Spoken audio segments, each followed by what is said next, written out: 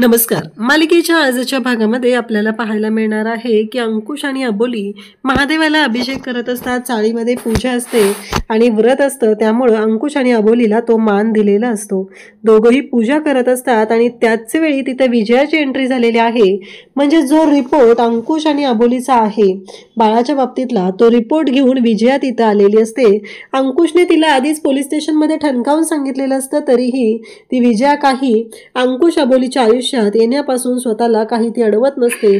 तिला फक्त आणि फक्त अंकुश अबोलीच्या आयुष्यात येऊन वादळ निर्माण करायचं असतं आणि त्यासाठीच तिची ही सगळी नाटकं चाललेली असतात. ती येते आणि म्हणते की अंकुश आणि अबोलीच्या बाळाचा रिपोर्ट आहे, तुमच्या बाळासाठी मी हे गिफ्ट घेऊन आलेले आहे.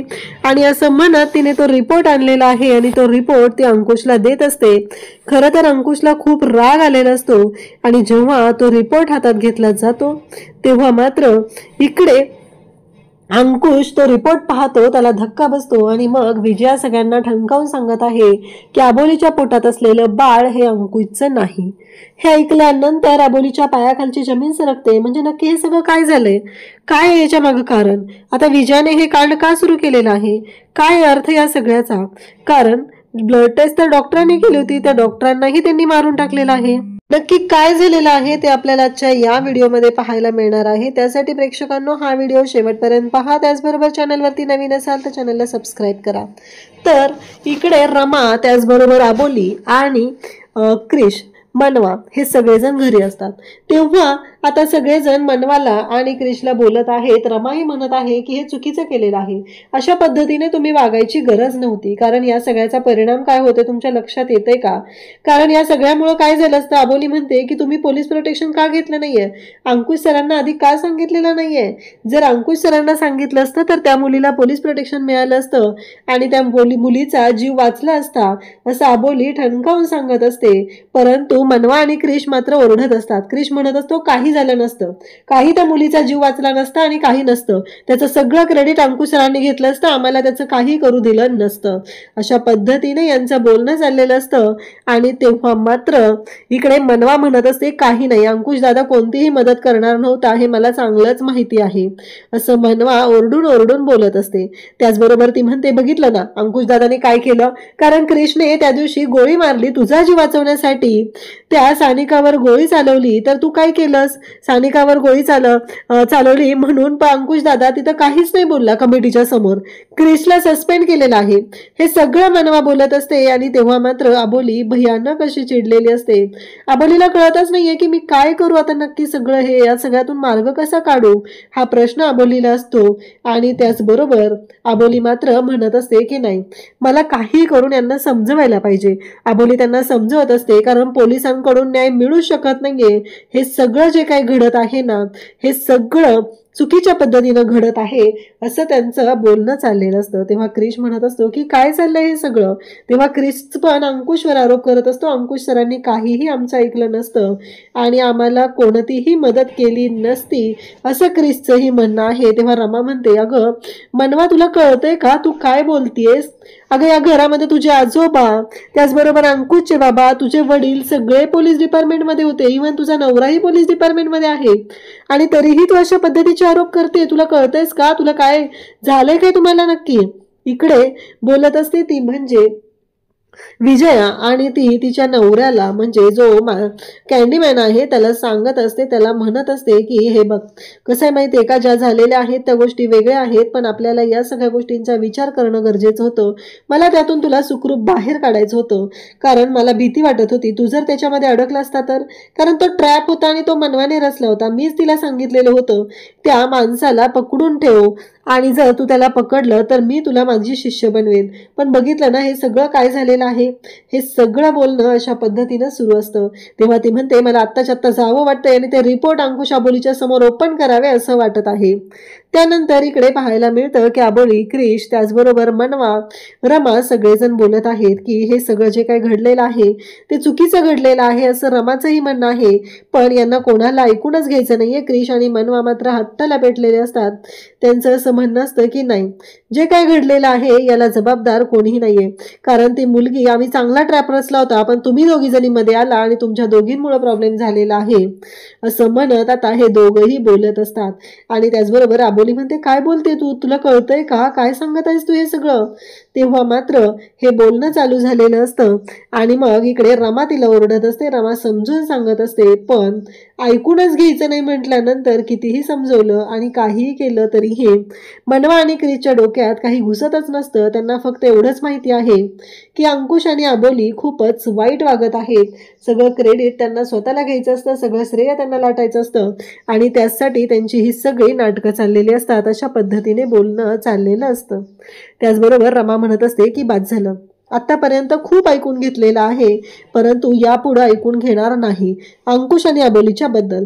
त्यावेळेस इकडे मनवा म्हणायला सुरुवात करते की काकी तू असंच करत असते, तुला फक्त त्यांचंच बरं वाटत आहे, आमच्या दोघांचं सगळं चुकीचंच असतं असं म्हणत तंतनतच आत निघून जाते. म्हणजे आता काय, अंकुश दादाला सांगून तुम्ही आम्हाला जेलमध्ये पाठवणार आहात, म्हणजे तुमच्या नजरेत आम्ही गुन्हेगारच आहोत हे सिद्ध झालेलं आहे, हे ती बोलत असते.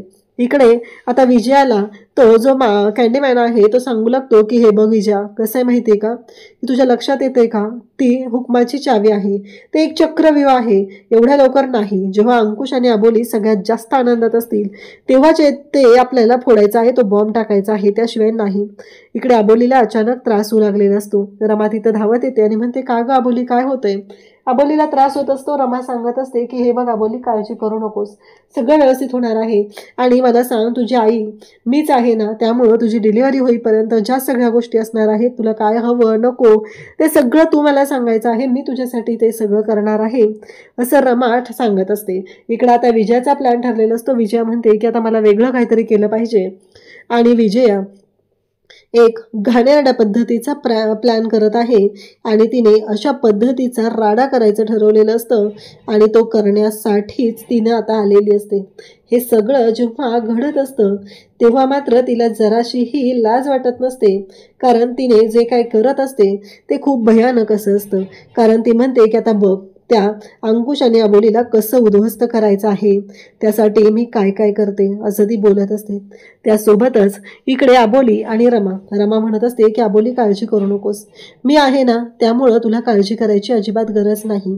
तुला जे काय हवं नको, काय खायला हवं आहे, तुला काय दुखतंय खुपतंय, सगळ्या गोष्टी तू मला सांग, मी करेल तुझ्यासाठी, कारण मी दोन्हीकडून तुझी आईच आहे ना, त्यामुळं तू अजिबात टेन्शन घ्यायचं नाही असं तिला रमा सांगत असते. आबोली पण म्हणत असते की हो आई, कारण आबोली आता तिच्या बाबांच्या घरी तर जाऊ शकत नाहीये, ही गोष्ट तर आपल्या सगळ्यांनाच माहिती आहे, कारण तिच्या वडिलांचं आणि तिचं नातं कशा पद्धतीनं आहे. वडिलांना तर ती त्यांच्या आयुष्यात नकोच आहे आणि त्याचबरोबर तिची दुसरी आई, छोटी आई, ती पण तशीच आहे.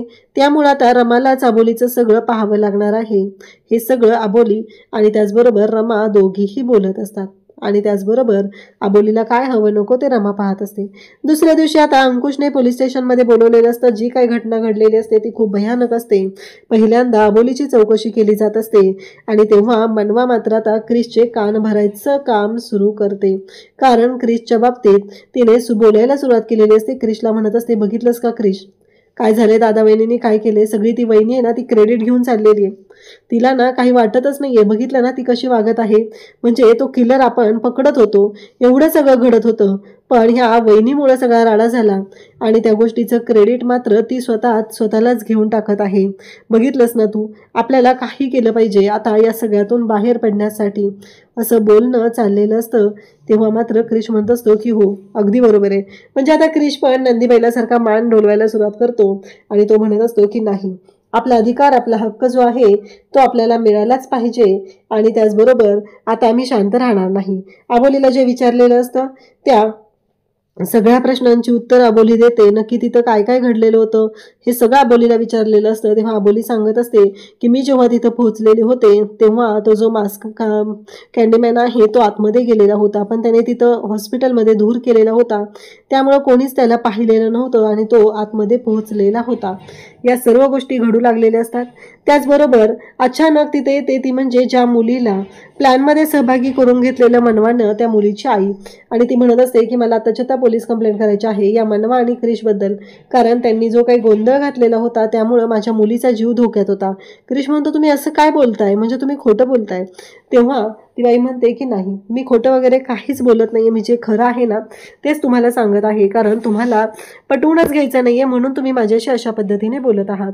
कारण तुम्ही मला सांगितलं नव्हतं की माझ्या मुलीच्या जीवाला धोका आहे, या गोष्टी तुम्ही मला अजिबात सांगितलेल्या नव्हत्या, असं ती बोलत असते. तेव्हा मात्र क्रिश तिला समजवत असतो, पण ती बाई ऐकायलाच तयार नसते.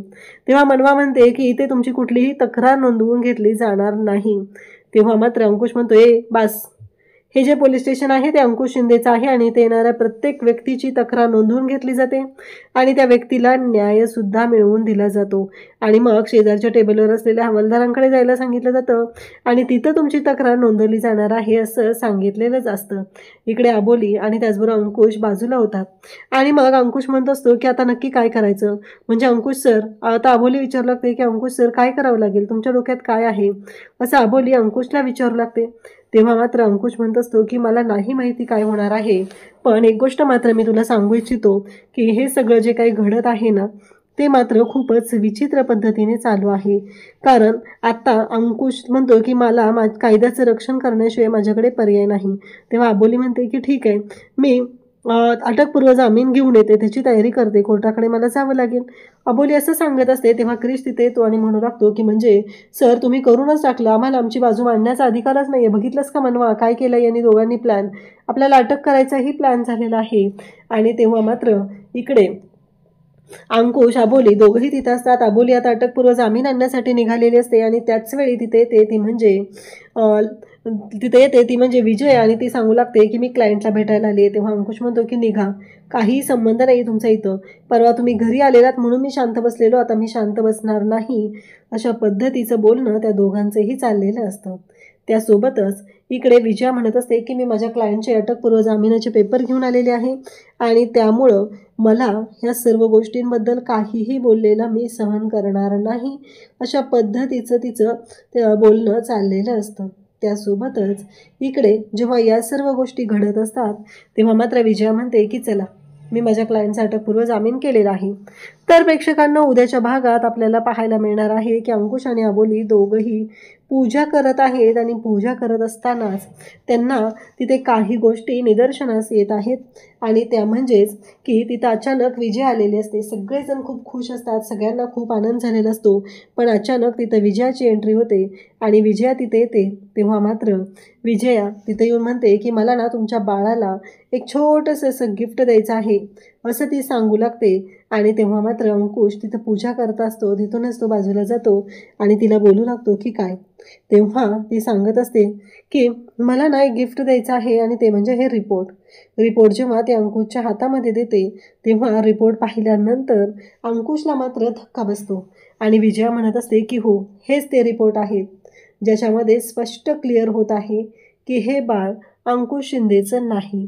म्हणजेच अबोलीच्या पोटात वाढत असलेलं बाळ हे अंकुशचं नसल्याचा रिपोर्ट इकडे विजयाने दाखवलेला असतो आणि सगळ्यांनाच खूप मोठा धक्का बसलेला असतो. कारण हे कसं शक्य आहे? प्रेक्षकांना तुम्हाला काय वाटतं? यामध्ये नक्की काय गोंधळ झालेला आहे? कशामुळं हा रिपोर्ट असा आलेला आहे? ते आपल्याला पुढे पाहायला मिळणार आहे. अशाच अपडेटसाठी चॅनलशी कनेक्ट राहा. थँक्यू.